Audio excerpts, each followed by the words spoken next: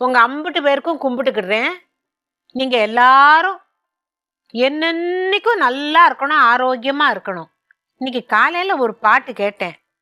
கொஞ்சம் தடுமை வேற பிடிச்சிருக்கு, பரவாயில்ல பாடி காட்டிடுறேன். பொத்தி வச்ச மல்லிகை மொட்டு புத்திருக்கு வெக்கத்தை விட்டு பேசி பேசி ராசியானதே மாமன் பேரை சொல்லி சொல்லி ஆளானதே ரொம்ப நாளானதே. நல்ல பாட்டு. எனக்கு அந்த பாட்டு அப்படியே கேட்கும்போது ஒரு மாதிரி சந்தோஷமா இருந்துச்சு. இன்னைக்கு இப்ப உளுந்தங்களிக்கு எதெல்லாம் தேவை?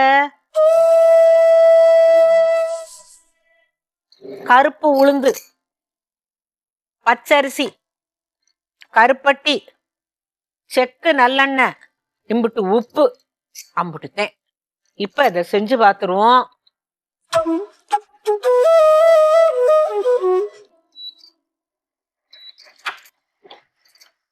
கருப்பு உளுந்து ஒரு சின்ன கப்பு. நான் ஏன் இவ்வளவு போட்டிருக்கிறேன்னாக்கா, அவங்க இம்புட்டு செஞ்சு தருவாங்க, ஆனா நல்லா உருட்டி கொடுப்பாங்க. இன்னைக்கு உங்களுக்கு கொஞ்சம் உண்டனா இருந்தா பாக்குறதுக்கு நல்லா இருக்கும்ல. இத போட்டு நல்லா வறுபடணும், காந்திரக்கூடாது. இந்த உளுந்து வறுபடும் போது அப்படி ஒரு வாசம் வரும். அந்த வாசனையை வச்சுதான் நான் கண்ணுக்கு பார்ப்பேன். பாருங்க, இதோ இப்ப இந்த கருப்பு உளுந்து என்ன மணமா இருக்கு தெரியுமா? சாதாரணமாவே நம்ம கடுகு உளுத்தம்பருப்பெல்லாம் பொரியலுக்கு தாளிச்சு கொட்டும் போது எப்படி வாசனை அடிக்கும். இப்ப பாருங்க, இது இந்த கருப்பு உளுந்து நல்லா வறுபட்டுடுச்சு. இத ஒரு தட்டுல போட்டுட்டு அதே வாணலியில அரிசி, பச்சரிசி, இப்ப ஒரு கப்பு உளுந்துக்கு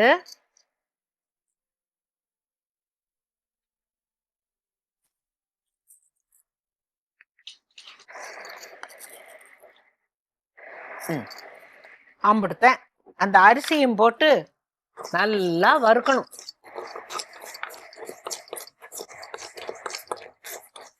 இந்த வறுத்த உளுந்து என்ன வாசம் அம்மாடி! நான் பாடின பொத்தி வச்ச மல்லிகை மொட்டு மாதிரி வறுத்து வச்ச உளுத்தம்பருப்பு அவ்வளோ நல்லா இருக்கு.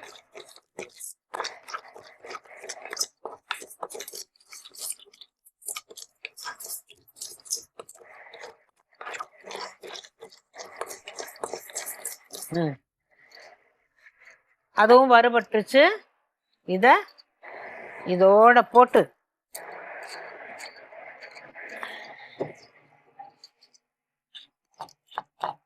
நான் ஏன் இப்படி செய்யறேன்னா, சில பேர் சமைச்சு காட்டுறேன்னுட்டு என்ன தெரியுமா செய்யறாங்க, பாதி சட்டியிலேயே இருக்கும். அப்படியெல்லாம் செய்யக்கூடாது. இப்ப இது ஆறணும். இன்னொன்னு உங்களுக்கு சொல்லணும், இந்த உளுந்தங்களி மட்டும் இந்த இரும்பு சட்டியில தான் செய்யணும். இப்ப நீங்க இரும்பு சத்து வேணுங்கிறீங்கல்ல, ரத்த சோகை வந்தாக்கா உடனே நீங்க இரும்பு சட்டியில பொரியல் செய்யுங்கன்னு சொல்றீங்கல்ல, அதுக்குத்தான். இது எங்க பாட்டி காலத்துது பாருங்க. இது எம்புட்டு உளுந்தங்களி சாப்பிட்டு இருக்குமோ எனக்கு தெரியல. இப்ப இதை ஆறவும் இத நல்லா பொடியா நல்லா அரைச்சிட்டு வந்துடணும். ஆற கூப்பிடுவேன், முத்து பேச்சு, வா. முத்து பேச்சு, என்ன உளுந்து இம்புட்டு உளுந்து அரிசியும் அரைக்கிறதுக்கு இம்புட்டு நேரமா உளுந்து அரைக்கிறா போல இருக்கு. பாருங்களேன், இம்புட்டு உளுந்து, அதுக்கு உளுந்து அரைச்சுக்கிட்டு. எங்க முத்து பேச்சு உளுந்து அரைச்ச உளுந்து இதுதான்.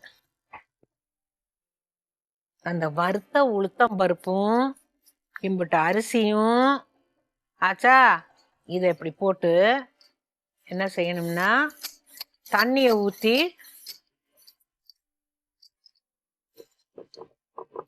நல்லா அதை கலக்கணும்.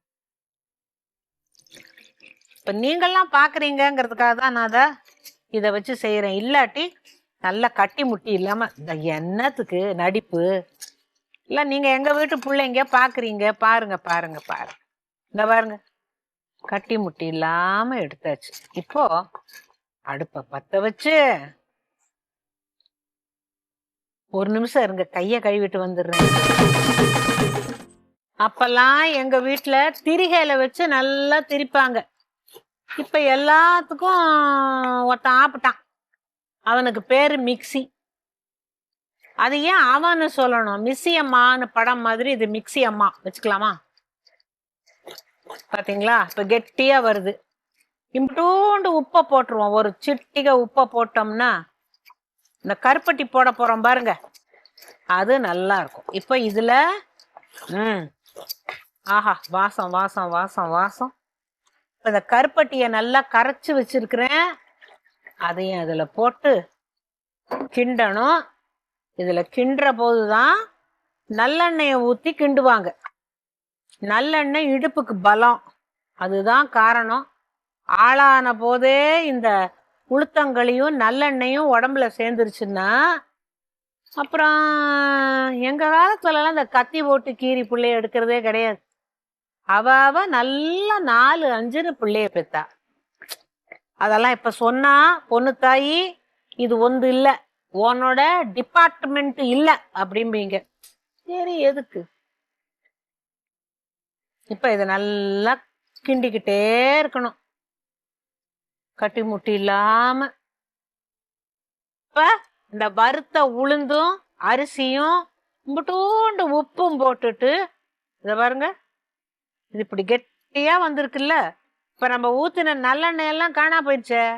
இன்னும் கொஞ்சம் நல்ல கெட்டியா ஆகும்போது அந்த நல்லெண்ணெய் எல்லாம் தன்னால வெளியில வந்துடும். அப்புறம் அந்த நல்லெண்ணெயை வச்ச அப்படி அப்படி அப்படி அப்படி உருட்டி உருட்டி கொடுத்து முழுங்கு முழுங்கு அப்படிம்பாங்க. அதை ஒன்றும் ரசிச்சு சாப்பிட்றாப்புலயே கொடுக்க மாட்டாங்க, நல்லா இருக்கும். ஆனா இப்ப கூட நீங்க உங்களுக்கு எப்பாச்சும் வேணும் போல இருந்துச்சுன்னா இந்த மாதிரி பழைய சினிமா பாட்டு, பழைய புடவை, பழைய உறவு, அந்த மாதிரி ஏதாச்சும் உங்களுக்கு மனசுல வரும்போது ஒரு பழைய ஒரு விஷயம், எது? உளுத்தங்களி. அதை செஞ்சு சாப்பிடுங்க. உலகத்துல எங்க இருந்தாலும் இந்த உளுத்தங்களிக்கு ஈடு ஆகவே ஆகாது. இது கொஞ்சம் ஆற ஆற கெட்டி ஆயிக்கும். ஆறுன பிறகு நான் உருண்டை பிடிச்சு உங்களுக்கு காட்டுறேன். இப்ப அந்த உளுத்தங்களி நல்லா ஆயிடுச்சு, அடியில ஒட்டாம வந்திருக்கு.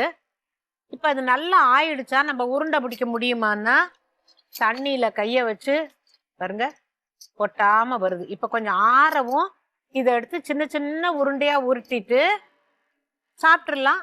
அதுக்காக அந்த காலத்துல பிள்ளைங்களுக்கு வாயில அப்படியே முழுங்க சொன்னாங்க. நீங்கெல்லாம் நல்லா ரசிச்சு அந்த உருண்டையை வச்சுக்கிட்டு ஆனந்தமா பழைய நினைவுகள் அப்படியே மனசுல அசை போட்டுக்கிட்டு சாப்பிடுங்களேன். இப்ப அது ஒரு தட்டுல மாத்திருவோம். இப்ப அந்த காலத்துல பெரிய மனுஷி ஆனா அந்த பொண்ணுக்கு கொடுத்த உளுந்தங்களிய உங்களுக்காக செஞ்சு காட்டியிருக்கேன். இப்ப யார் வேணா செஞ்சு சாப்பிடலாம். இடுப்புக்கு பலம், உடம்புக்கு நல்லது. ஏன்னா நல்லெண்ணெய், செக்கு நல்லெண்ணெய், உளுத்தம்பருப்பு, இம்புட்டு அரிசி, இம்புட்டு உப்பு, கருப்பட்டி, அம்புட்டுதான். இந்த கருப்பட்டியில இரும்பு சத்து இருக்குங்கிறாங்க. நாம வேற இரும்பு கடாயில வேற அதை செஞ்சோம். ஆக மொத்தம் அதுக்கு என்ன சொல்லுவீங்க? நான் அந்த சோஃபி ஒன்று சொல்லி கொடுத்தா, ரத்த சோகை வராம இருக்கிறதுக்கு ஈமோக்ளோபின், ஆமா ஈமோக்ளோபின் என்னமோ சொன்னா, அதுக்கு நல்லதான் இதெல்லாம். அவங்களுக்கு தெரியுது, ஆனா அவங்க ஊர்ல இதெல்லாம் செய்ய மாட்டாங்க. அதான் வெளியிலேயே சொல்ல மாட்டாங்களாமே, நம்மள மாதிரியா.